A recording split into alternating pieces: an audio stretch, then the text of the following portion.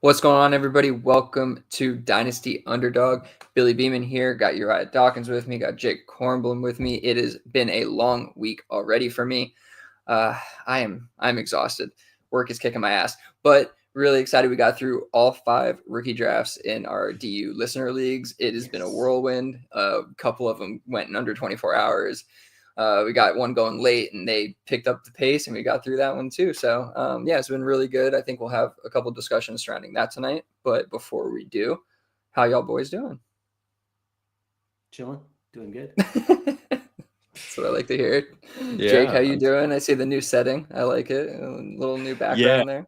Trying to make this room into something slightly more usable than just like I have like 3 desks in here, and it's like borderline problematic, and I'm not that tech oriented, so it's a little stupid at this point. So yeah, it's a nice change. Hopefully we'll get a couch in here soon, and maybe like halfway through the show I'll allow Uriah to take a little nap on the on the couch so he can take a break, and we can then finish off the trades and non-trades with him. But yeah, no, all in all, going well. Just happy that I'm through. I didn't know where you were going with that. That's hilarious. That's hilarious. If Uriah has like a long night down in Portland, he needs a place to crash, we'll have that too. But yeah, just happy that I'm through most of my rookie drafts, honestly. I feel like I got hit by a fucking bus, truth be told. Yeah, it's a lot. It's a lot, especially that quick after the draft. Yes. Yeah. But it was a good time. But all good things must come to an end. Yeah. Yes. I still have a couple going. Still a couple more left in this off season. So the fun is not over quite yet. But it is a stressful period. So we'll talk a little bit about that. But before we do, I was listening to the Superflex Super Show. Great episode. Yeah, great episode this past week. Tommy brought on his wife, and that was just a great episode. It's always good when she's on. Dr. Caitlin Fang, right? If I'm not mistaken. Good. Get that right. But she was really good. And it was an interesting episode. And it made me think about something, and I wanted to just kind of ask you guys your thoughts. But is Dynasty fun? Always? Is it always fun? No. No? Not always. No. What's not fun about it?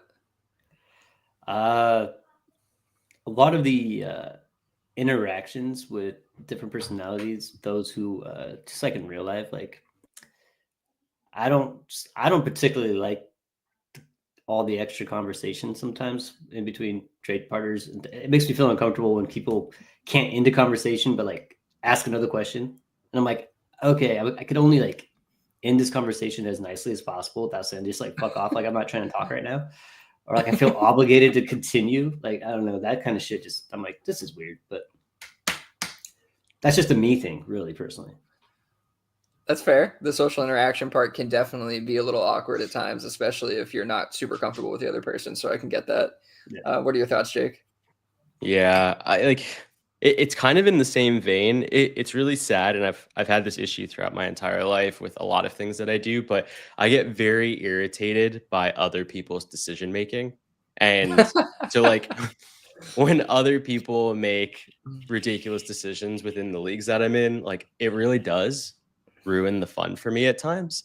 And then I wonder to myself, like, why wasn't I able to capitalize off of that same instance or off the same owner? And then when I try and make advancements with that same owner, I don't have the same luxury.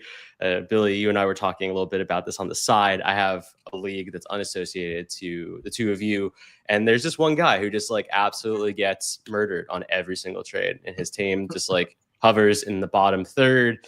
And for whatever reason, every time that I send him anything that's like remotely fair, he just counters with like some unreasonable counter. And I'm just like, where am I going wrong? Like, who do I need to know? Do I need to like slip you a 5 through Venmo? Like, what am I missing here? Because every other trade that you do is so lopsided the other way.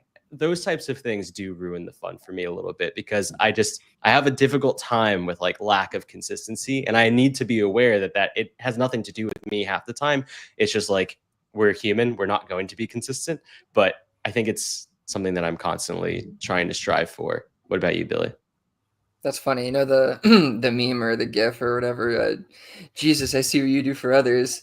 Well, I want that for me. It's like that's like what's happening in that league. It's like what, and that happens all the time where like you see people get trades done. You're like, I could never get that done with you. I don't understand like how that just got done. Like, so that's definitely that could be frustrating. But like, I don't know. It's funny because they were talking about this, and it was more coming from the perspective of somebody who is like really just entering the space of fantasy football, and it was like like the research and all that stuff is like not that much fun, right? It's like the fun is basically just like scoring points and winning and stuff, and like, and that's totally understandable, especially like that's not going to be everybody's jam, but like that for me is super fun. Like the just kind of like the research, evaluation, all that process. So like I very much like there's very little about the process of Dynasty that I don't enjoy. Honestly, the thing I enjoy the least is commissioning, mostly. Like, you know what I mean? And like outside of that, I don't know if I would be really frustrated by most of like the interactions or like negative interactions with like league mates, because like it's like not that I can just kind of move past it and blow it off and move on to the next one and have plenty of trade partners. So like those things don't bother me so much. So like I don't know, for me, and maybe this is like the like an optimist take or whatever. It's just like I don't really find that there's any part of the game that's like not that much fun to me. Like I enjoy waivers, I enjoy all that shit. Like it's I enjoy kind of like the journey of like trying to beat people through different strategies, and that it's a game, right? Like that's kind of what it is. So I guess anybody who kind of like finds a game they like and just like throws everything into it, like that's kind of how I feel about it. So for me, it's like super fun. I understand why like others wouldn't enjoy it, but you got to find the parts of this game that you like and that are fun to you, right? So like if that's not research, that's fine, but like there's got to be a part of this that you enjoy. And it was funny for her, it was like connecting with Tommy, you know what I mean? And I thought that was awesome. Like that was that's like a huge piece of fantasy in general, is connecting with other people and being able to have that camaraderie and like watch the game and have some like a stake in the game.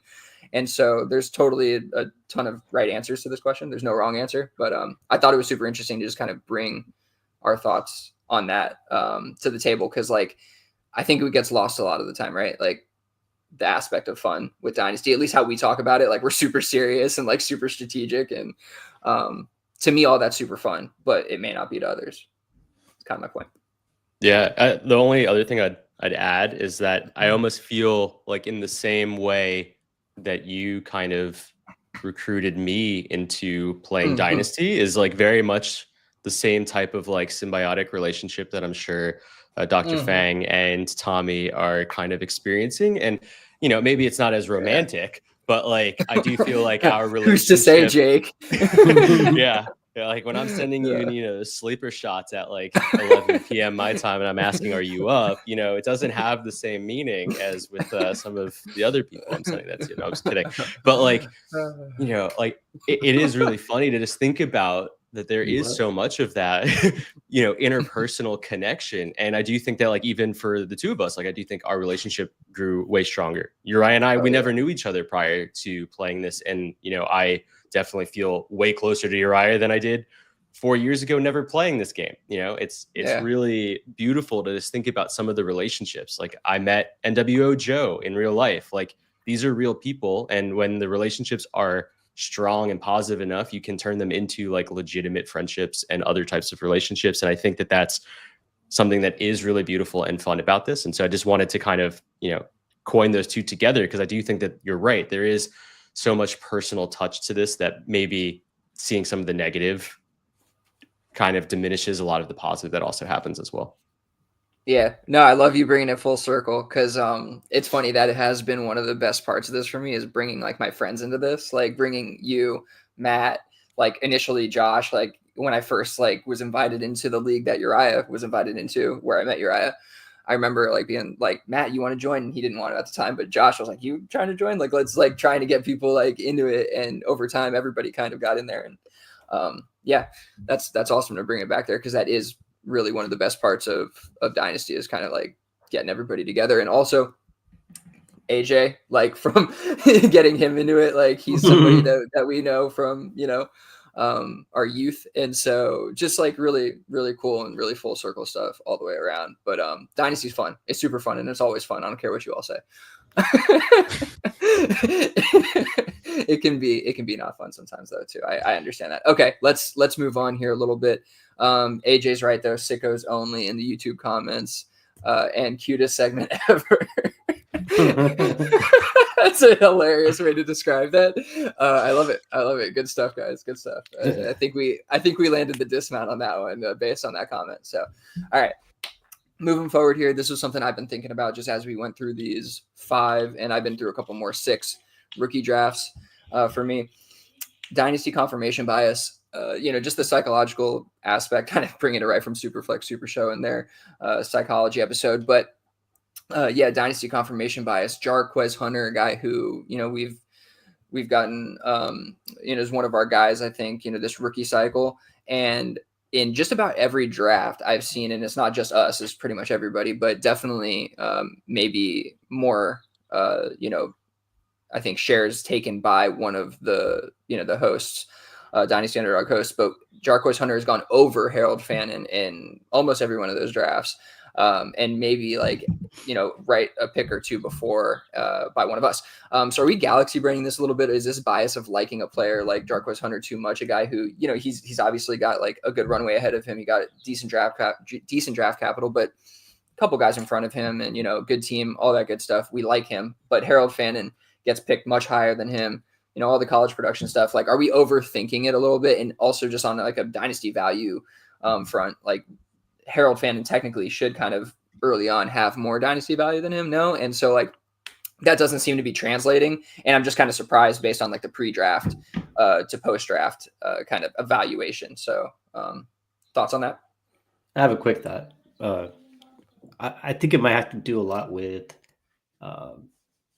your circles of like, you guys all listen to the same podcasts or they listen to ours and they're friends with the guys that we're close to. And so it's like out of the big Twitter or, community, there's like subsections and there's always going to be people touting for a certain player or tooting could happen. Yeah. Factual. But like, I'm looking at a draft I'm in right now. And I end up, most of these guys are either not very active in quote unquote, the community. 80% of them aren't in the US. I just think that they probably consume different content than us. And it kind of shows up here where we have Jarquez Hunter going 4-3 and Fannin going 3-5. That's actually interesting anecdote. So we go back to any of the leagues where we're more commingled as a community, we're seeing that flopped. That's just one observation. That's a great observation. Thoughts, Jake, on the whole thing, including Uriah's observation? Yeah, no, I think Uriah is definitely leading into something, even if it's only a singular anecdote. I do think that there's something there. And then I do think that unfortunately for us / fortunately for us, like we do very much interact with a lot of the same minds. And I do think that we probably attract a lot of the same circles. And so it makes sense why listeners in our leagues, people that we are constantly engaging with ourselves, probably having similar conversations with, are drafting similarly to us. I also do think that positionally, there's a lot of upside more to the running back than the tight end who's sitting as a backup. And yes, there's a lot of rumors about the Browns moving to either 12 or 13 personnel. So, there will be a lot of 2 tight end sets. But I do think that we'll have to see kind of how a quote unquote tight end 2 on the depth chart will be able to, supersede David Njoku or Jerry Jeudy. He'll realistically probably be, the 3rd or 4th target within that offense. Whereas I don't think that Jarquez Hunter has as much to kind of overcome to get onto the field. I do think that it will be a little bit simpler for him. And that's just because I think that he also has a lot more upside to his actual play. We already know with Fannin, general blocking isn't particularly great. So he won't probably be on the field for 2 tight end personnel, 12 or 13 personnel situations where they're probably going to run. It's just not something that he necessarily excels at. So I think when you think of just like general usage, I'm not necessarily super excited about Fannin for the next 12 months. And it's more of a longer term investment. Whereas Jarquez, I think you can see a way out of that asset way faster, which is probably why you start to see him getting selected over Fannin. Yeah, it's fair. I just wanted to kind of challenge us a little bit on that because 20-year-old tight end gets selected pretty highly overall. I want to make sure that we're not like overlooking something. I obviously agree with you guys because I was one of those selecting Jarquez ahead of him and letting him fall. He actually, in a 4-round rookie draft, fell to the waivers. Fannin did. Fannin? In one league. Yeah, in one league. 4-round rookie draft fell to the waivers. Is there tight end premium? No, but still, like, you would think Yeah. that even at the back end, like of the 4th round, you're going to select a 2nd round tight end, going to a guy who uses tight ends fairly often. He's 20 years old, young guy. You hope he develops. Undersized, can't block, runs like a giraffe per Uriah. Like a lot of there's plenty of downside to him, and by the way, that's not a metric. Just so you know, runs like a giraffe.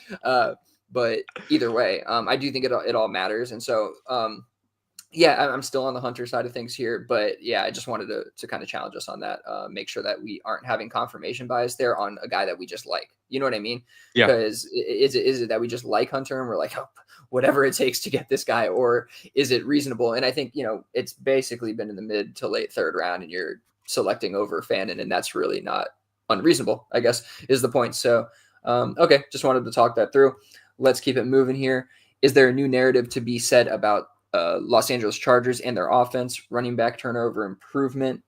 I guess we can take that one on first, and there's some subsequent questions here, but is there a new narrative to be said about the Chargers and their offense? Just some go ahead if you context want to there. clarify. Yeah, because I think that there was a lot of fear going into 2024 with regards to Greg Roman and Harbaugh Jim coming into the team, impacting the offense pretty significantly. Folks were selling off of Justin Herbert for cheap, but the reality was that their running back group was J.K. Dobbins, Gus Edwards, and Kamani Vidal, right? This offseason, they have greatly improved that running back room to Najee Harris, Omarion Hampton, and still Kamani Vidal. So my question to you, too, is can we go back to that same narrative? Like, are we concerned to the point that people were concerned last offseason that this will probably be, at some point in time, a run-heavy offense? Oh, that's the concern. Got it.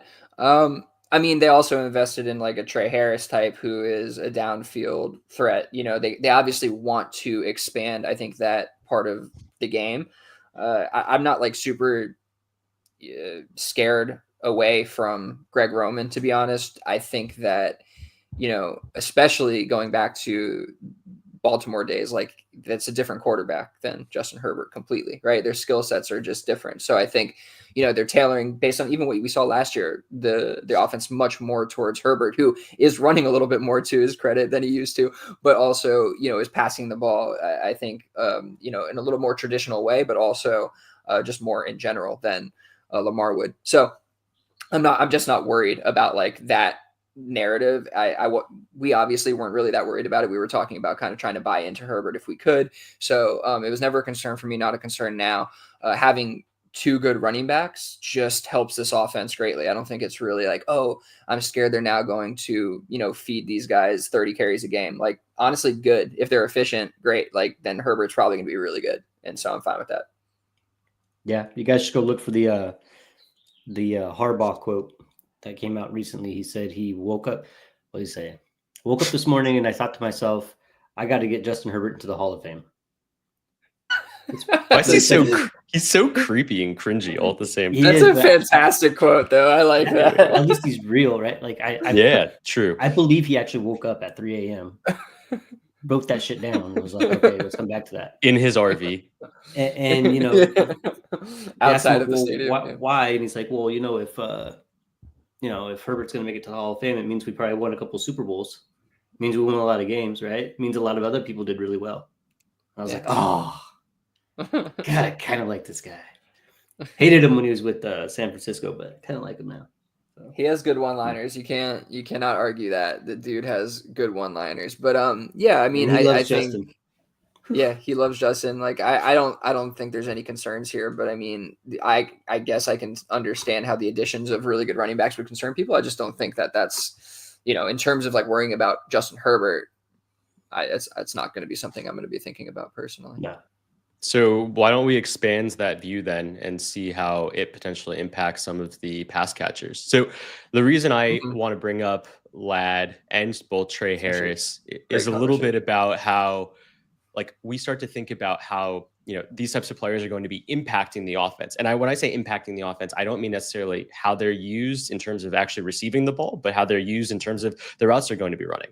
And when I think of Trey Harris and I try and think of what the team looked like in 2024, I really just think of Josh Palmer, right? Like that was really their only big quote unquote field stretcher. And I wouldn't say that that's what he was ever particularly good at. That's what they ended up using him for. So when we think of field stretchers, what do they do the most, right? Like they're opening up the middle of the field. They're Mhm. expanding the run game as well, because you now have to basically back up your safeties as far as possible so that this dude who's running, a 4.4 at like 6'4" doesn't burn you. How does that implicate the usage of someone like Lad? Do you think Lad's usage should go up? Like where are we kind of at with this offense in general?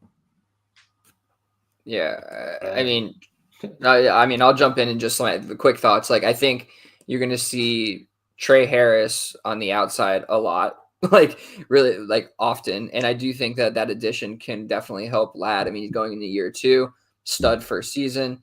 Like, why wouldn't this help him in the short intermediate area? Open things up a little bit for him.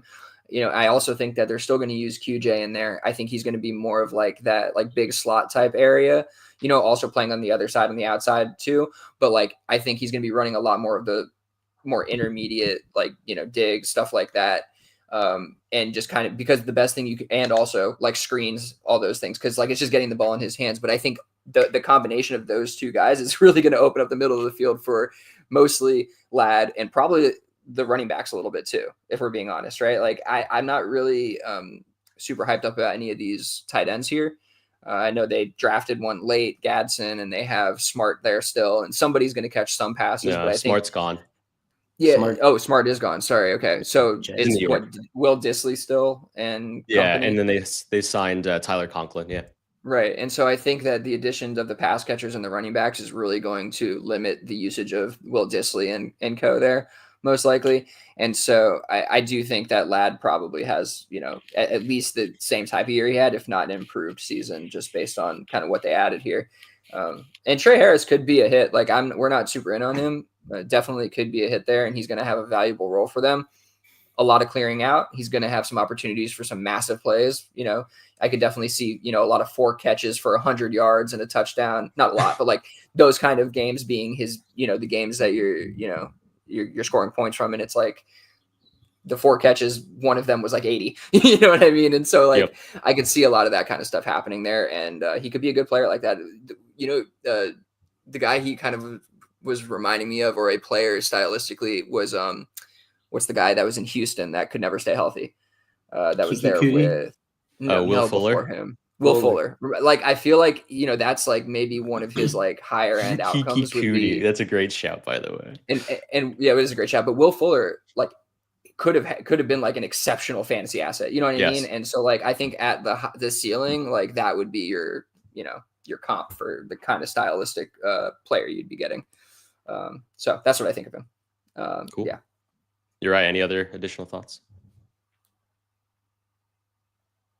All right, cool. I think we beat that one over the head.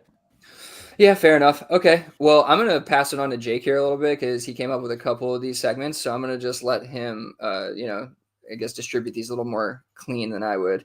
So go ahead, Jake, and hop into the next segment, please. Yes. So per usual, I really want to start thinking about what we're doing, how we're kind of course correcting, how we're trying to think about our first few rookie drafts and what we've done. Have we done everything well? Probably not. Have we done everything, what can kind of be worked upon throughout this process? I really loved in the Discord today, someone had dropped a question about like what they're doing now that drafts are over, and NWO Joe basically talked about how he kind of creates a project plan or some type of roadmap for himself of like what he wants to do with his teams. I very much want to use this as just like another implement of, how we're moving past a phase of our project. What did we do? So when we're looking at all of our rookie drafts that we had, how do you guys feel like you did? You're right, hop in.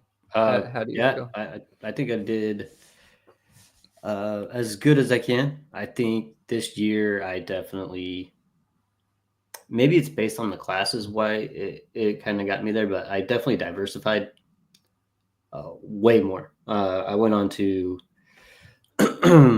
not Dynasty Daddy, but Dynasty Data Lab to look at my rostership. And I think I only have like 2 players that I've rostered more than once.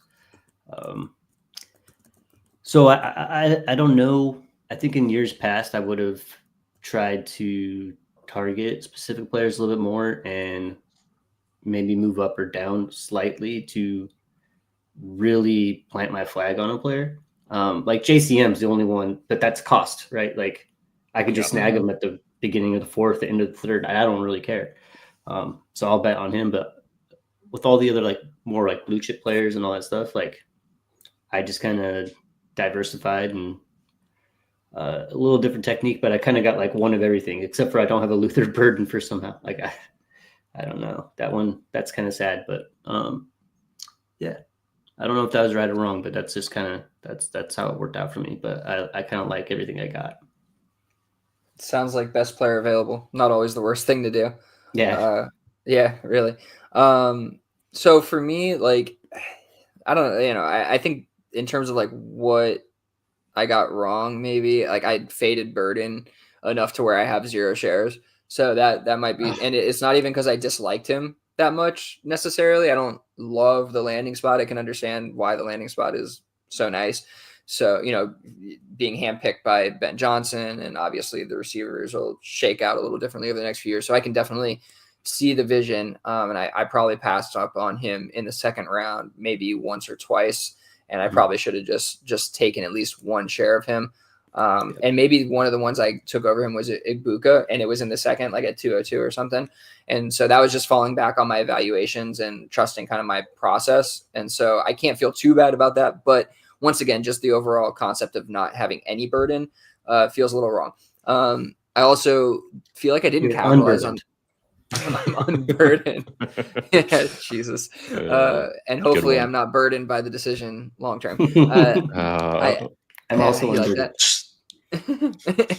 I didn't capitalize on late round value, I feel like, as much as I could have. And this is maybe more directed at like a specific player, but Trevor, like one that I just seemed to I seemed to like oversee every time I was in the 4th round was Trevor Etienne. Every single time. And it's not even like, again, you don't need to love the player, but he got better draft capital probably than any of the players that you were going to select in the 4th round. And if you had multiple shots at it, like you had to take at least one, you know what I mean? Especially if you had, when I'm saying multiple 4th round picks, like I feel like you got to get in on a share of him at least. And there was one where I think I let him go to the waivers.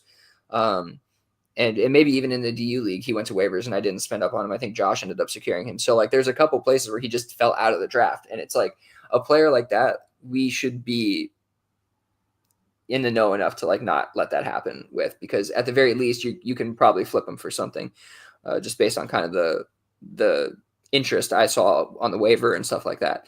And the last one I'll say for me is I should have got into Travis Hunter over Amari and Hampton, I feel like, in one of the spots. And I even think I discussed this with Jake, and I think like you agreed, Hampton was probably the player there at 102 just based on my roster construction. But even so, I look back and I'm like, but I believe in Hunter so much more. And so like, I'm going to be kicking myself. I'm going to be kicking myself if Hunter is just like otherworldly for 10 years, because that's the kind of potential he has. You know what I mean? Where like Hampton, I think at the best is still half of that, just longevity wise, you know what I mean? And like maybe he doesn't even really hit that because there are holes in his game.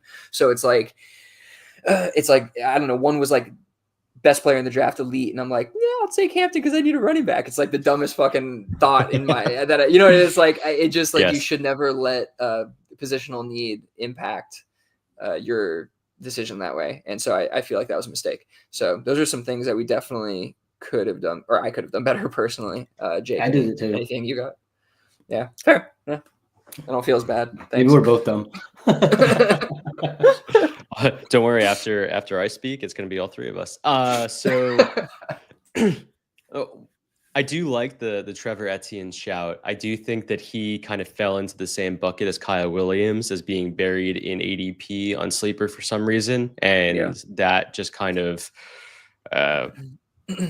just dove his value straight into the fucking ground to the point where he just was not getting drafted in a lot of drafts. So that's completely fair. I do think that one of the things that I still failed with was what I shouted out from the heavens that I wasn't going to do, was still get kind of burdened by, no pun intended. I keep seeing that word in the comments. It's stuck in my head. I keep getting burdened though by ADP and not going for my guy ahead of ADP in certain areas of the draft, especially when I'm thinking of that like mid to second round range. There's a couple of dudes that kind of hover in the top of the third that I would just rather get into than, some of the dudes that are there sitting at the tail end of the second. The last thing is probably buying in on some of the quarterbacks that kind of just drop in value. There's some dudes out there like your Tyler Suggs, even your Shador Sanders that I just passed up for basically dart throws. And I do think that both of those guys have significantly better shots at having prolonged NFL careers, therefore prolonged dynasty value over the dudes that I ended up investing in. And, sometimes I need to do a better job with trying to balance out my own personal review of the tape in the offseason versus like what the actual dynasty implications are of those individual players. And so I did miss out on a few different guys that I thought that I would be able to get into, one of which was Cam Scadaboo. I do think that he has a lot of dynasty upside going into this year, going up against Tyrone Tracy, which definitely dampened my mood. So yeah, I think that there's just like a couple of like weird blips and spots that I feel like I could have done better in, but all in all, I left almost every draft with a handful of that like third, fourth tier running back situation and hoping that somewhere, two of the five that I end up drafting end up hitting and make, the acquisition cost significantly more worth it. Trading a third in 2026 for 3/4 or something like that, and one of them hitting is going to be significantly worth it to a lot of my builds. And truth be told, once I got that trade done with Billy, I was like, well, if I can get it done with fucking Billy, I can get it done everywhere. And so I did. I did. And so I got, the one third. I'm a good barometer of trade potential. If I can get a trade done with Billy, that means anyone else will accept it. Yeah, exactly. Well, so I think outside of that, that's kind of where I fell. It sounds like I know one thing that you made a concerted effort to do is like, I remember talking about this, was like get those running backs in like the third, fourth round, stock up on them and try to get, a second out of at least one or two of those guys type deal, right? Like that's the kind of theory. And like the Brashard Smith, the Manung guys, the Hunters, the, whatever, you name it, like those Marks, guys. Brooks, Woody Marks, so many. Brooks. Right. So I think you did that. One thing that we've constantly talked about is like not letting these quarterbacks pass us by over and over again, right? And like finally, I feel like I did it. Like I was talking to you about one of the drafts where there was like, I need a receiver, but Jackson Dart was sitting there at 202 or 203 or whatever. And I'm like, I desperately need a receiver. I literally, my only three receivers in this league, and I just won the league, but like the only three receivers I have are Puka, Zay Flowers, and Amari Cooper. That's it. And it's a start receiver league. Yeah, it's a start the receiver league. Like everybody else is like nobody. And I'm like, nah, I got to go Jackson Dart here. Like you just have to do it. It's like the likelihood of me getting a better wide receiver for Jackson Dart is pretty good. Then, you know what I mean? At long term, like his value is probably going to maintain enough to where I can probably do something like get an established player more than a rookie who I have to just, hope hits. So that's the idea there. I did the same thing with Shug at the end of the second round in a league where like I could have used some other stuff, but I'm like, let me just stack this up and try to sell them. And so it's a hard thing to do because you are passing up some value that you probably do need or points that you do need and good players potentially. But just it seems that at the end of the day or over the long haul, that is the right process. And so, just going to continue to speak to it and try to encourage ourselves and others to bite the bullet and do it. I think the value is there, and you never know. You might fall into a Justin Herbert. You might fall into a Josh Allen. One of these guys. Like it does happen. Bo Nix even is worth it. What you can get for Bo Nix right now. You got it to 112 last year. We're talking potentially Jackson Dart. So it's not always going to work out, but I do think that the upside is kind of worth it, especially at that late stage. And I'm sure Tommy is loving what I'm saying right now. Real quick here. Joe Hunter will be my biggest worry. I have a little FOMO, but I also would be scared of every snap he takes on defense. It's the same as when he takes on offense. I guess it's more. It's just more, and so there's more risk. But that wouldn't be my worry. My worry is just that he wouldn't be as good as I thought he was. That's really it. But I think if he's the player we think he is, then that's not going to really matter. And if he's as successful in offense as we think he's going to be, then how much is he really going to play on defense? Like, I don't know. We'll see. We'll see. It's definitely up in the air, and that's a hard one to read. So I understand the uncertainty there. All right, on the clock. What do we got here, Jake? On the clock. This is literal almost. I am next pick up running a current Guillotine League 12 team currently. Oh, he's just using us now. He's just using us now. No, I'm kidding. This I'm kidding. I'm kidding. I know where I'm gonna go. I'm just bringing it to the floor. See if you guys can convince me otherwise. It's Guillotine League. This year, the rosters are changing. It's 1 quarterback, 2 super flex, so you can start up to 3 quarterbacks. It's tiered PPR, half for running back, full PPR for wide receiver, 0.75 tight end premium. Currently, like I said, I'm the next pick up. Luther Burden, Jaden Higgins, Trey Harris, Jack Betch, Cam Scadaboo, Bashal Tootin, and Russell Wilson are the guys that I'm thinking of. Now, you might be thinking to yourself, Russell Wilson is not even remotely close to a rookie. The draft does include veterans. So basically, the teams that get cut from the Guillotine, they end up having their rosters put into the draft. And a little bit of context about my team. I traded away the 107 and the 109 to move up to the 101, drafted Malik Neighbors, who was there, and added Malik. My current team looks like JJ McCarthy, Drake May, and Justin Herbert. I then have Marvin Harrison Jr., Zay Flowers, Puka Nacua, Garrett Wilson, Malik Neighbors. Tight end, I really only have Cade Otton. And then at running back, I just picked up Caleb Johnson.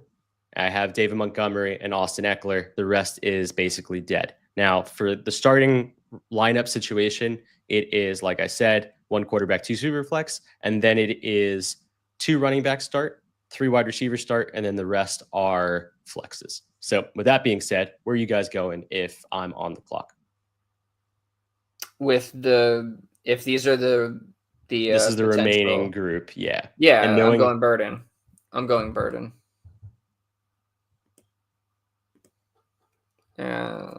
You're muted. You're right. Oh yeah, you're right. I was trying to be nice. I might just grab the running back if choice with Skateboard or Tootin.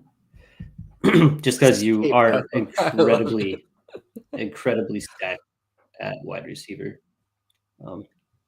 Yeah, that's a fair take. Yeah. Do you think this is a good situation to try and maybe even trade back a few picks and see which of those running backs ends up falling and maybe adding a future third? Because right now we're in the quote unquote third round. And this is the type of talent that's sitting there because, like I said, it includes both veterans and rookies. So you can get into a Luther Burden sitting there at the 306 or whatever I'm at right now, thinking that way. When the league drops down to potentially 10 players next year or 10 managers, does it even better make a lot more sense? There, maybe. Yeah, exactly. Yeah, for sure. And maybe even if it had to be a 4th, like even the 4th might be valuable at the. There's no 4ths. It's just a 3 rounds. So it's just a 3 round. Okay. And so everybody else drops to waivers, which also gives a lot of value to the waivers as well. I'd stay put. Grab one of them running backs. Okay. Yeah. Cool. Yeah. I mean, it depends how far you'd have to move back. If that's an option, like I would definitely see if I can move back like 3 spots and gain something, 4 spots and gain something. After that, you're probably going to miss out on those running backs. So that's really what you want to do.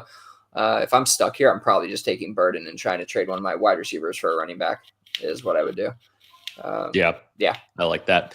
Cool. Yeah. The reason I also added Russell Wilson because of that small little caveat about there being 3 startable quarterbacks. He is the best quarterback available right now. And I do think that there is something really interesting about this league because most of the managers, I don't think were privy or aware of the fact that the lineup changed this offseason. And so I've noticed that the majority of builds only have 2 quarterbacks and they're not drafting quarterbacks. So is there additional value in having that 4th quarterback, even if it's Russell Wilson? No. Well, yes, there is, but like I just don't think like with the QB room there being Wilson, Jamison, Dart, like I just don't think he's secure enough at this spot to take him. I'd bet he falls to waivers and you can take your shot there. And I would spend a lot of money maybe to acquire him there, just given that scarcity. So yeah, I would approach it that way. But I would take every one of those players over him. I think you can put them in your super flex spot and they'll score you points the whole season where you won't, and probably similar points, to be honest. That's completely fair. So cool. Yeah. All right, sweet. Yeah, and I would personally go Burden as well.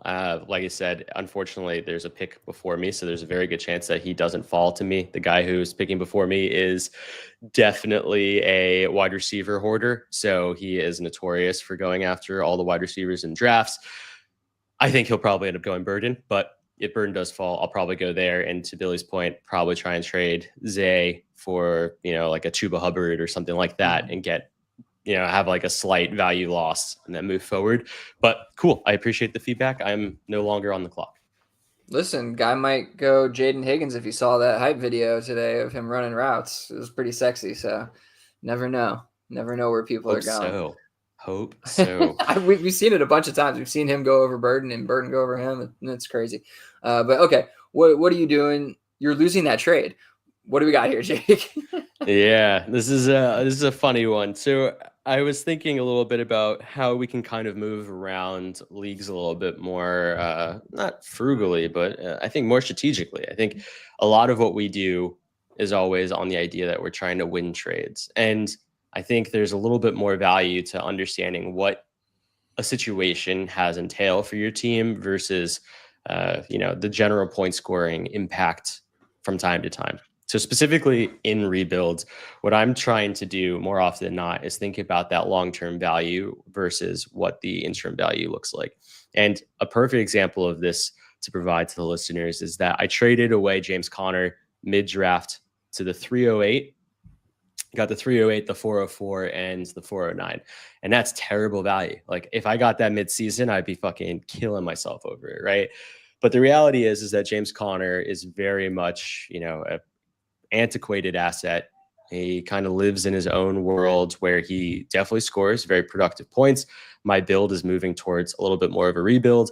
And I thought to myself, there's a situation where I can get into more available assets in and around this range that I think, given the work that I've done this offseason, if I put in the bet towards them, there's a chance that I can get back that second round value at bare minimum for him that I wanted and wasn't able to get, and then get into ideally, hopefully, more assets through that process. So for instance, in this trade, I end up going for Elijah Arroyo, who dropped all the way down to the 308, which was a pretty far fall for him, which is one of the reasons why I traded into that spot. I also grabbed, I believe it was actually DJ Giddens, which was my first share of him. Just wanted a little bit more exposure. And then at the 409, I picked up Taj Brooks. And this was one of those situations where, I really am just trying to hone in on the fact that in this draft in particular, I think it was 6 picks in the 3rd and 4th round. And every other pick that wasn't Elijah Arroyo was a running back. If 2 of those running backs hit, which is still really good odds against, 3rd and 4th round running backs, majority of which are getting drafted in either the 6th or 7th round in the NFL draft. I am aware that their hit rates are not particularly high. I just am aware of the fact that I want to throw as many darts as possible, knowing that if one of them hits at all, similarly to a Tyrone Tracy last year, which I did all the time, I very much get back what I gave away, which in most cases was a 3rd round pick for a couple of 4ths, or in this situation, I gave away probably a late 2nd for a 3rd and a couple of 4ths.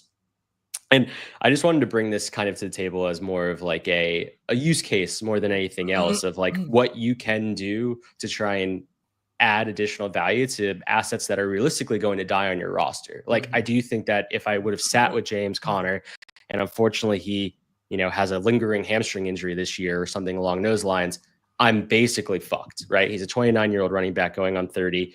What do I do with that asset as I continue to watch it kind of fall to the wayside? And this was just kind of an example of what that looks like. Do you guys have any thoughts?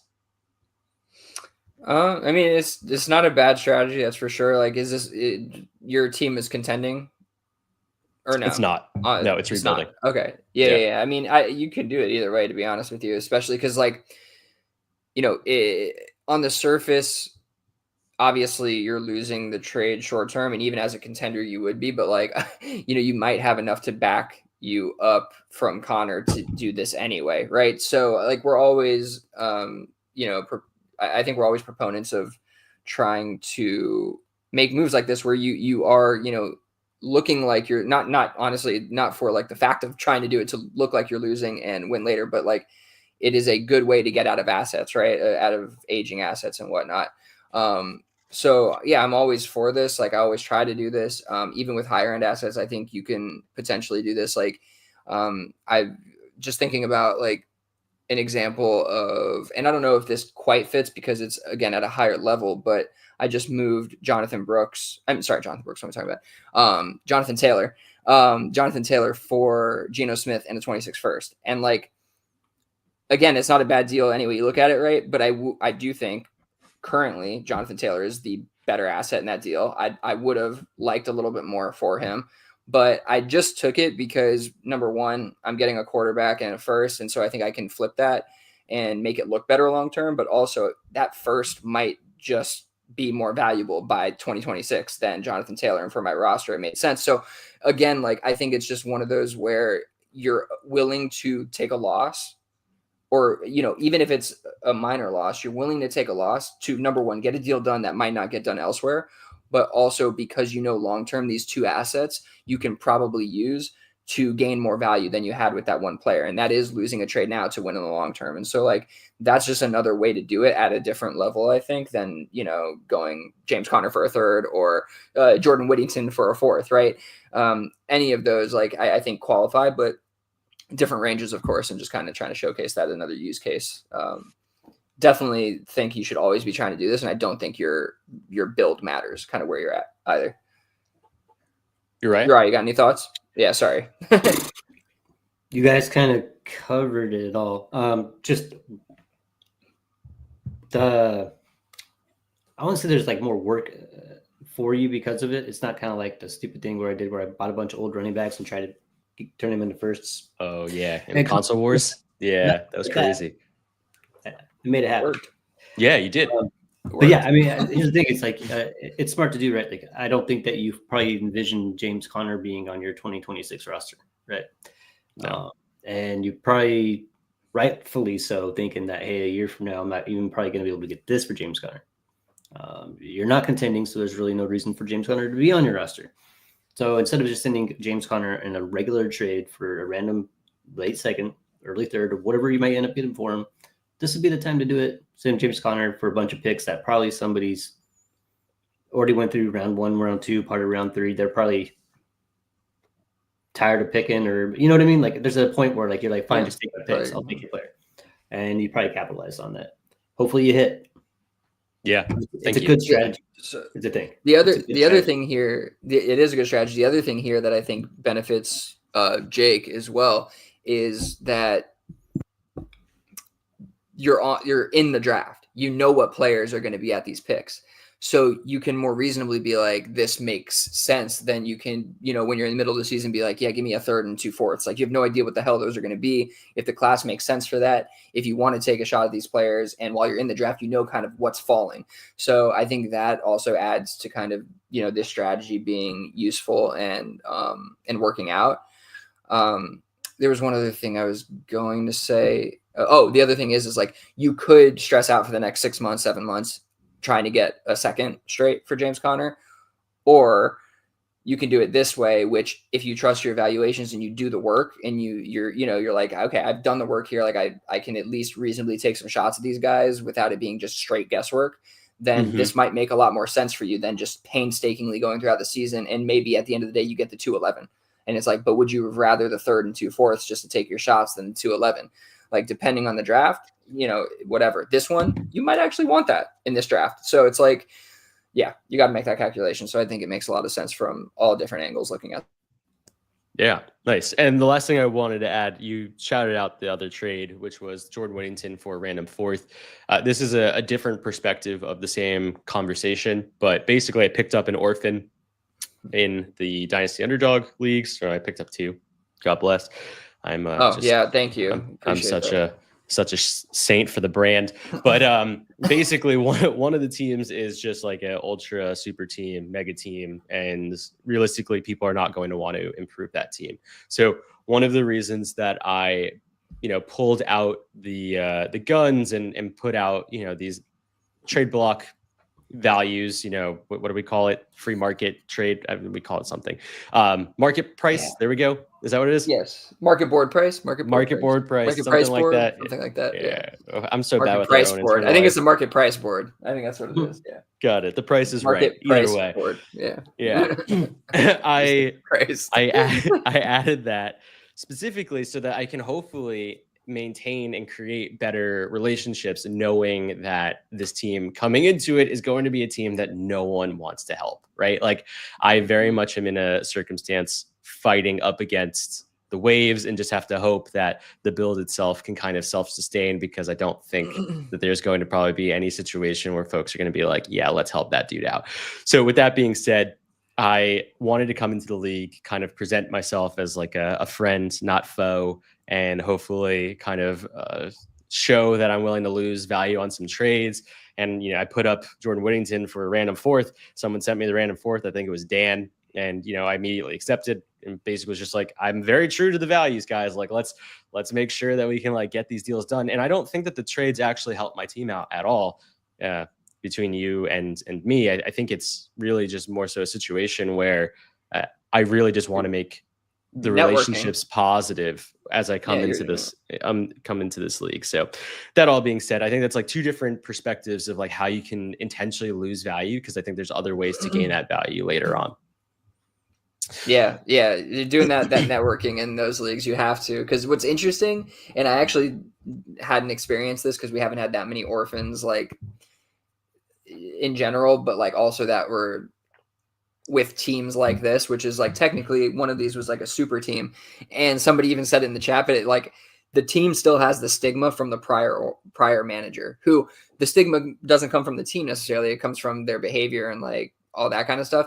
But still, it kind of I legitimately think that it still carries a stigma short term. So you're going to have to wait it out a little bit and also build these, network this way where you're like rebuilding connections and rebuilding relationships. So very, very strange thing that you don't often experience because we don't all take over orphans, and it's not usually like a contentious situation. But it does happen. And so something interesting that we just haven't really run into that kind of popping up. So just throwing that out there as we head out of that topic and into actionably KTC, keep trade cut. Oh man. Always an interesting conversation around this website. What do you got for us, Jake? Yeah, I think this was kind of feeding off of Lapisaurus's question to the Discord earlier today. Really struck my nerve, tickled my pickle, whatever you want to say. Tickled your fancy. Tickled your pickle.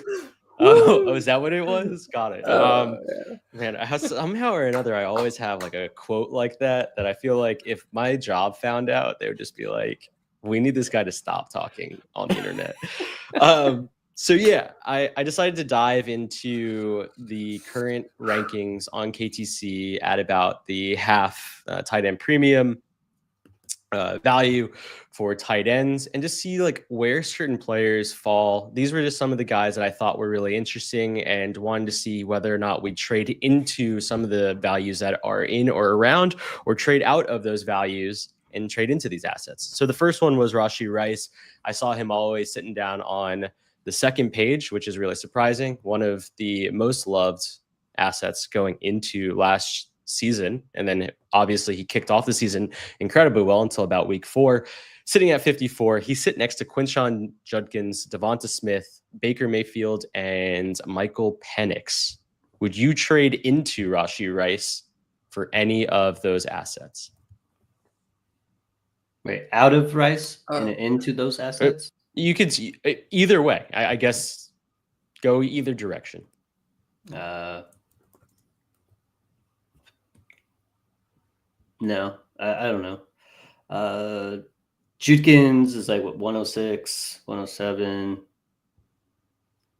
That's about right for Rashee Rice. Devontae Smith's probably worth more than that. Baker, Penix, probably worth more than both of those if it's super flex.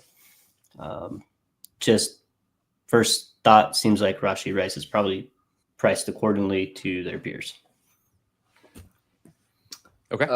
Yep. Yeah, I mean, I think that there's quite a bit of concern about the knee. I have heard some kind of murmurs about it, like never being the same again type thing. The outside of that, this is that legal stuff, right? Yeah, that's probably still kicking in. I'm also hearing that might not be anytime soon either. So, yeah. From the legal experts in the community, as it were. So, yeah, I mean, I think that is the kind of stuff, though, because people are still concerned and are not completely informed about the situation. So, I think I would take him over Judkins, probably Smith, though that's pretty close. I'd take the quarterbacks. I don't know about that. It's interesting. I probably would consider the quarterbacks, but Rashee Rice, I think, just in general, to me, is one of those guys that I'm going to be trying to continue to get into at a reasonable cost. I think you might even be able to get under what that cost is right there. And so I would be kind of, playing into some of the narratives that are out there with the current managers that roster them, not like saying go into their DMs and be like, hey, guy's going to be suspended and he's still injured. But like, if you're sending offers and having conversations and it organically comes up, I'm not going to I'm not going to be like, no, he's totally healthy. Like, just, if you can get a discount, get a discount. Like, and so he's just one of those guys who, over time, kind of like the Tyreek Hill, I always go back to those kind of things where we just miss out on values of guys who are, suspended or hurt or whatever. Like, he just seems like one of those guys, man. And I know that they're adding Jalen Royals, and that's the only concern maybe, is that they added another player who does something similar to what he already does. They added Worthy, a lot of mouths to feed. But I don't know. I'm just not quite as concerned about that. I think they need these mouths and they need to feed them. So, yeah. Yeah, I do think that it also positively impacts Patrick Mahomes, in case people. I'm on a first name basis. First name basis. Yeah. But I do think that this is kind of leading into a good transitional period for Mahomes away from Kelsey in a space where, we're going to want to get in on most of this offense. I do think it's going to probably move a little bit more efficiently than it did last year. That being said, probably of the group of players that I listed, I probably would choose all of them aside from Baker. I think Baker's probably the only one that I would want to stick with over the group. And then, I think Penix, Devonta Smith, and Quinshon Judkins, I'm okay trading away 1-for-1 for Rashee Rice. Getting into the next one, Caleb Johnson at 73. He sits next to Christian McCaffrey, Zay Flowers, DK Metcalf, and a 27 mid first, which right now are like the sexiest things that you've ever seen. So where are you guys at? 27 mid first. Caleb Johnson 73 next to, I'll take him. I can't do the CMC thing anymore. Not in Dynasty, at least. Like, I'm out on that. So like, I think you're going to get more value out of Caleb Johnson short term, even if you want to play that game. I'll take Caleb over Zay Flowers. I think he's just kind of a flat asset in Dynasty over DK. And I'm probably taking the 27 first over Caleb, but like, I don't think you need to. I think you should be trying to get plus on that. And I would be trying for 26 first as well, of course. But like with Caleb, that is kind of my jam to try and do. Oh, is that why you put him on the block immediately after you drafted your like 1 share of him or 2 shares of him? Anyway, Uriah, thoughts? Yes, that is. Yes. I think he's a No. good asset, and I'm not going to use him in DU1 because I'm rebuilding. So, All right. fair game. All right. It's Come on. Uriah's turn. I might have to hit you up in DU1. We'll see, but Hit not at my these line. prices though. No, I got to wait for The tariffs price to kick is in or too damn something. I high. don't know. Yeah. No, I mean, it was news to my ears to hear you say all those things that I agree with. The CMC thing is just like, okay, like it has to end, right? It has to. So I feel like, I mean, even we saw last year, right? Nursing to Achilles, and it's just, that is a ticking time bomb. I don't care. Love the guy, been an electric player, but I'm going to take the guy who's much, much, much younger and has a possibility to be a real stud on the team. Zay Flowers, the exact same reason you said, he's like a flat asset. He's nice to have on your team, but he's not somebody I'm trying to target, right? Like not individually. DK Metcalf, it's kind of the exact same thing. I think we said like 2 years ago, he's going to end up being one of the most traded assets out there, and he ended up being that way. And I'm not a huge interest in 27 mid first, as sexy as they may seem. I believe it's still Caleb Johnson here. Dig it.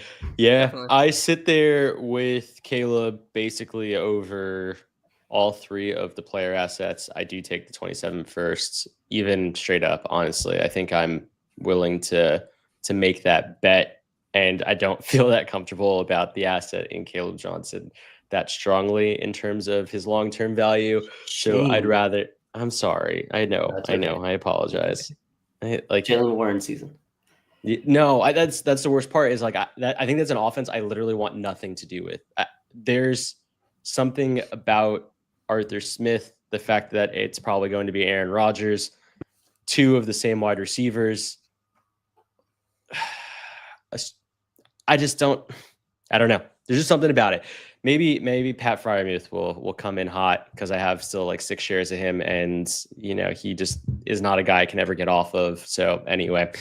Yeah, I'll go Caleb over the 3 players and trade for the 27 mid first. Next, we got RJ Harvey. Not super far away, actually, but I did want to compare RJ Harvey, who is definitely one of those players who's getting really, really, really hyped up right now in the community. I've seen him in a couple of my own drafts outside of the DU leagues go at the 106. I've seen him go at the 110. I've seen him go at the 111. And in the DU leagues, you typically see him around the 112 to the 203. In that range. That being said, he's currently sitting right next to, at half tight end premium, George Kittle, TJ Hawkinson. Are we going either of those tight ends, or are we going RJ Harvey? I'm probably taking both the tight ends, to be honest with you. I'm thinking you could get probably either of those tight ends, and maybe, depending on the owner, maybe a little extra. Definitely on Kittle, I think you can leverage and I think I'd do that. Yeah, I would definitely do that if you can get Kittle plus. Like you're gonna, I think you probably especially could. if you're a contender and you might be somebody who got a late first RJ Harvey. Like I would totally be looking into that. But in Hawkinson, 26-year-old tight end, second year off of the injury, immediately. Like RJ Harvey. Why is Hawkinson's away? Value just dead? Like that's the guy that stood out to me. That was just like, I do think that I need to start buying more TJ Hawkinson, especially when you start to think a little bit more about JJ McCarthy and his general play, especially at the University of Michigan. Like there was a reason why Colston Loveland was considered tight end 1 the year that he was a sophomore. And that was, well, maybe not tight end 1. He was tight end 2 technically in comparison to Brock Bowers. But like, there's a reason why he came out this year, even after only being, I think he had something like 224 routes ran and still caught something around like 60 passes.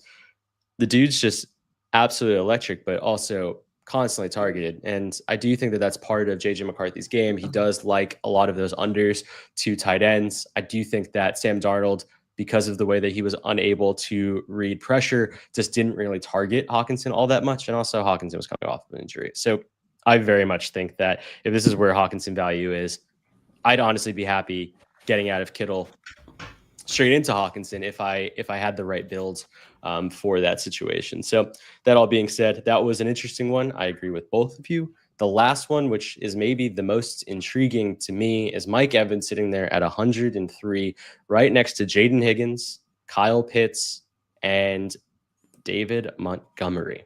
What are we doing with Mike Evans? Mike Evans at 103. Wait, this is Jaden Higgins? Jaden Higgins, yeah, not T. Higgins. Yeah. Mm-hmm. Yeah. Yeah. I think I'm just going to run with Evans for another year if I'm contending. Just too much. It definitely roster dependent, right? Where you're going, where you think you're going, and all that stuff. But I'm not moving off of Evans for Higgins. I'm not moving off of Evans for Monty. And I can't be sucked into Pitts right now. Again, I did draft him in DU5, but it was like the cheapest I've ever seen him go. I think I got to roll with Evans for another year. If your team it was in the playoffs last year, right? No major losses or anything due to injury, retirement, or otherwise. I think you just go with Evans again. He balls out with Baker. So, yeah, I don't mind staying a little bit older at that position for another year. Yeah, I do tend to agree. I think you could get me with like a Higgins plus something, maybe like, and it doesn't really need to be that much, I guess. Man, the Pitts one, if I could get a significant plus on Pitts, I might be willing to take on the asset to then move him. I don't believe in the asset. You know what I mean? Like if I could get like Pitts plus a second or like Pitts. Is he movable? Pitts? Yeah. I think so. I think there are believers out there still, man. Like I see these people on Twitter all the time, like buying. Are they real? This guy.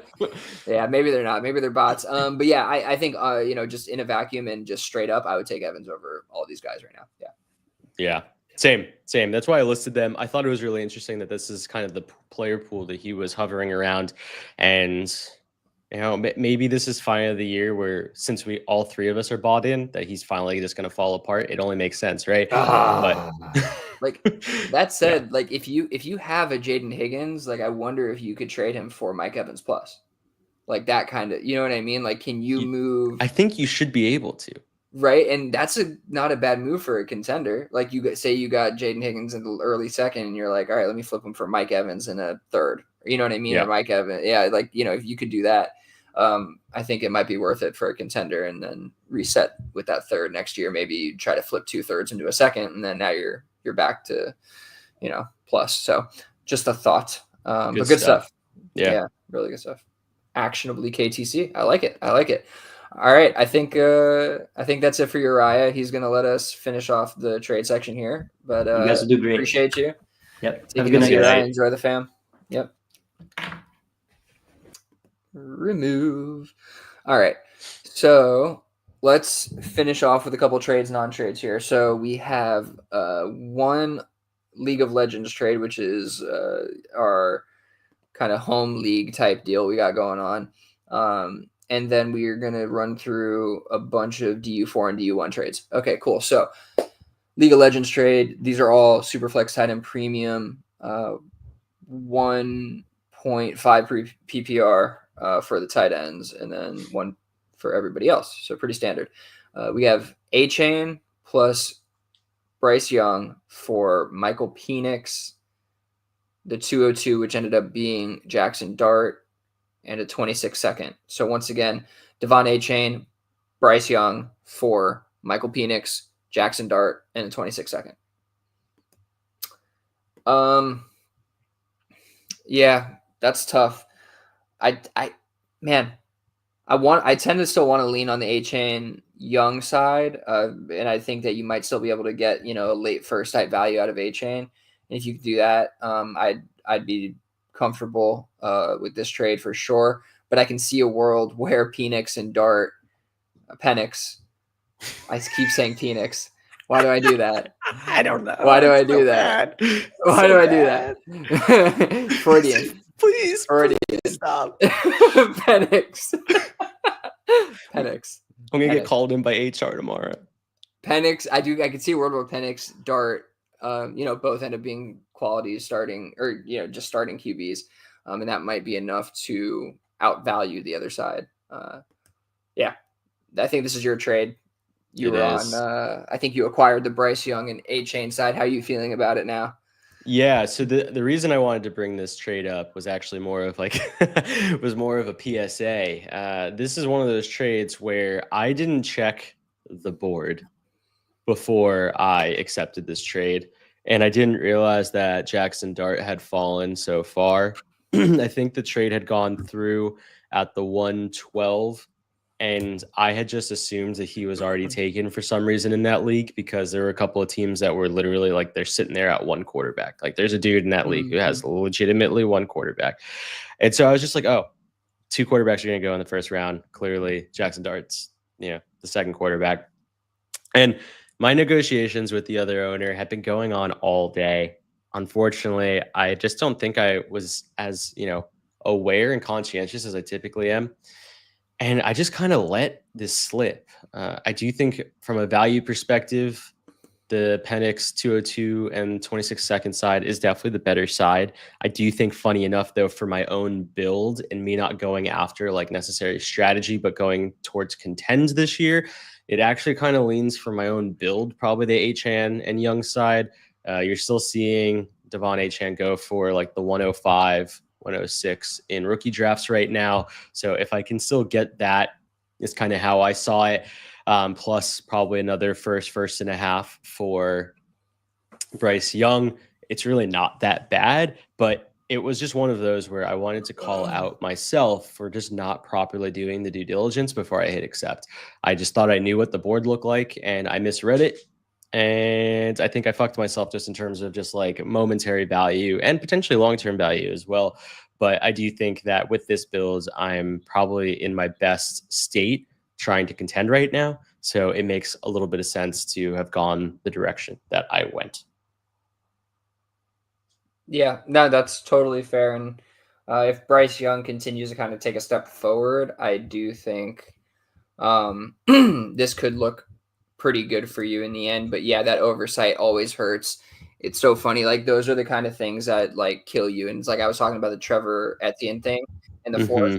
Like, it's funny because like those things feel the same. You know what I mean? Like it's just a complete oversight that you could have absolutely overcome or avoided rather. Yeah. So it hits you so much harder than something else that may be more impactful to your team, but not as much your fault or as avoidable. And so yeah, I feel you on that. It's good to bring those up because it will. The more you talk about the misses and like out loud and think about them, the less like you are to commit the same mistake. So okay.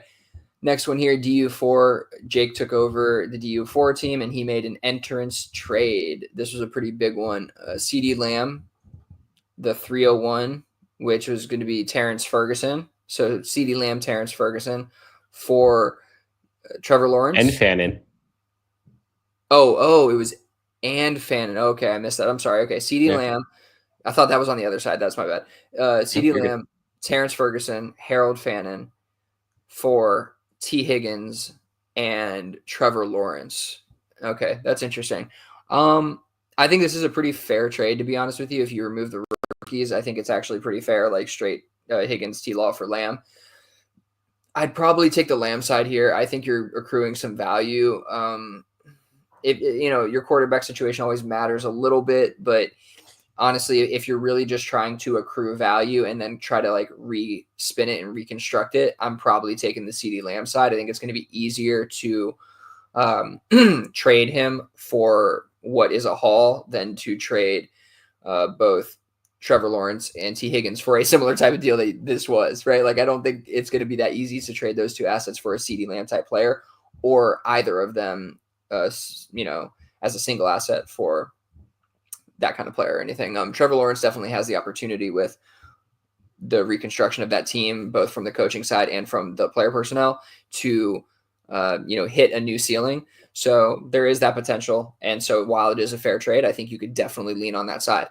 For me, it's CD Lamb getting the extra tight end value here. I think you could flip that and make, maybe get, 2 seconds out of it even, but definitely at least a second out of it.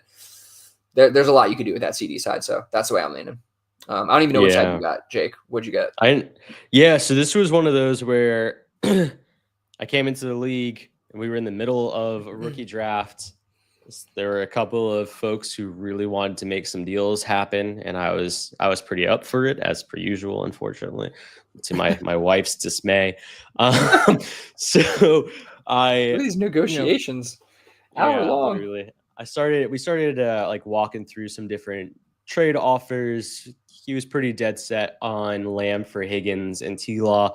And I saw what was going on with some of the tight end value and how it was falling. This build was probably still in the midst of a rebuild. And I just figured if I can remove some of the quarterback scoring and add in these two tight ends that I don't think are going to be necessarily scoring at a particularly high level in year one, I'm really kind of like offsetting Lamb with something with Higgins and T-Law, but I'm actually gaining a little bit more value is the way I saw it. And it was like one of those trades that just made sense for the both of us, right? Like I wasn't acquiring any of his future picks. I saw his build. I was like, this motherfucker is going to be in the final probably this upcoming season. Like I'm not going to go for his future first. That doesn't really make sense to my build right now. And I really kind of just wanted to like put this as like, here's a fair trade. We're both happy. Let's make it work. And that's where we got to. So it was really nice. And I think it's, once again, like I was talking about with the Whittington trade, I'm coming into the league. I'm not really like wanting to make the rest of the league, you know, quote unquote, scared of me, because like that's not my intention at all. But I also want to make sure that like we're trying to just constantly get deals done that just make sense for everybody. And especially in these types of builds, like I need to be as flexible as possible to get out of this stage as fast as I can, because that's the general goal, right? Like I don't want to keep losing money on this build. And if I stay as a rebuild for 5 years, I'm losing money, right? So this was, I think, my fastest way of getting into more fluid assets, not having as much fear around Trevor Lawrence or Higgins long-term value, and getting into something that's a little bit more stable in CeeDee Lamb. So yeah, that was my general thought process. Yeah, and again, this is, you know, we're going to talk about eventually kind of, we have a couple episodes with some guests and stuff, but we'll talk eventually about some of the commissioner stuff we've been going through over the off season. But Jake took over two teams that, you know, the manager was not thought of very kindly and didn't communicate with others very well and all that stuff. And so I think this is also resetting the standard a little bit of like, look, big trade, fair trade though. Let's talk and let's rework like kind of the whole atmosphere we have going on here. So I think that, you know, we talked about that throughout this episode with both the leagues actually that he did this with. And I think that's kind of what you have to do in any time you take over an orphan. You're going to try to reset things a little bit and you know, engage with your personality and try to let people know who you are and like what you're about. And that was necessary here for quite a few different reasons, but this is a great trade to get done that I think does that for you and for the league. So good stuff. Some that I don't think people think about at all. That shit matters. So yeah, and that I think happened more organically, but still it matters. So DU4, another one here, the 111, which is Colson Loveland, for the 112, Matthew Golden, 205, Cam Scatabo, 27 second, 27 third. Sheesh. I don't remember that one getting done. That seems like a haul to me. I like Loveland. I really like Loveland. But man, I don't love Golden Scat that much. I like Scat, but it just feels like you can do quite a bit like with what? Scat. The what? Scatabo. Yeah, thank you. Yeah. Okay.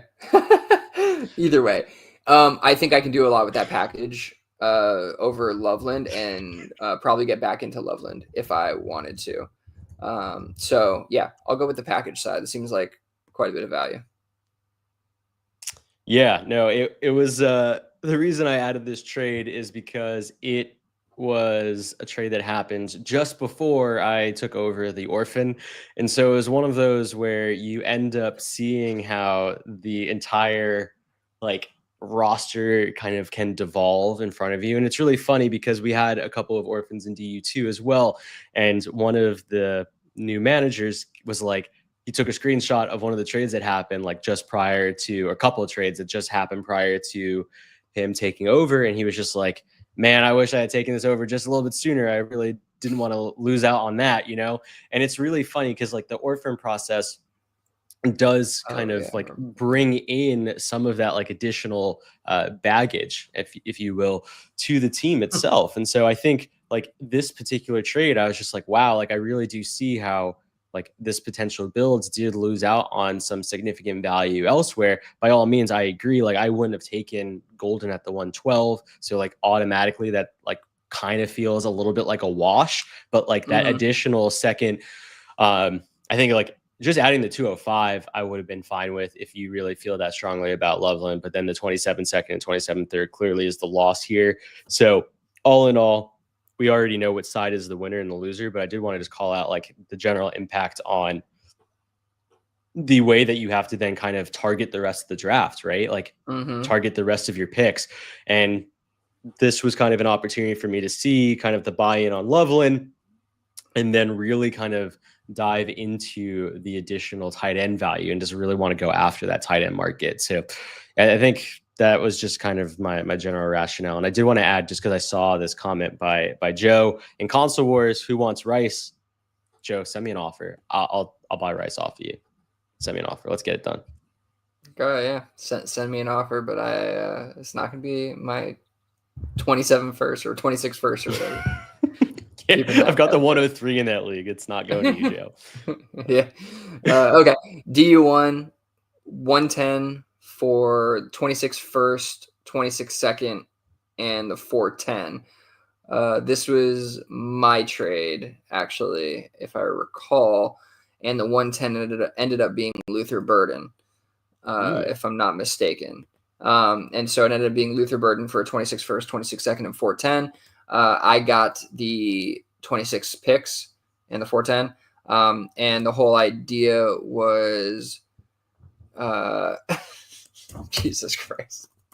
Okay. Sorry. Just the fucking comments, private comments. Jesus, Jake. Okay. And so my team is rebuilding in this league. And so I thought it would be much better to churn out to 26 than to take whatever was at 110. It just felt like a good deal to add a second. And then I also, in the negotiation, I knew that both of these were going to be late picks. They were coming from a top contender. And I said, look, like I know it seems trivial to you, but I need the 410 because like I need to add as many picks to this team as possible and as many shots. And they quickly accepted. So I thought that was fair. And sometimes you just got to say what you mean and what you need, and it gets done, especially when it's not asking too crazy of a request. So yeah, I feel really comfortable with this. How do you feel about it, Jake? Yeah, it's interesting.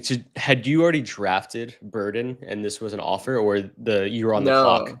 I was on the clock and this was the offer. Okay. And they actually said to me they were worried that I think they had a pick in the second round too.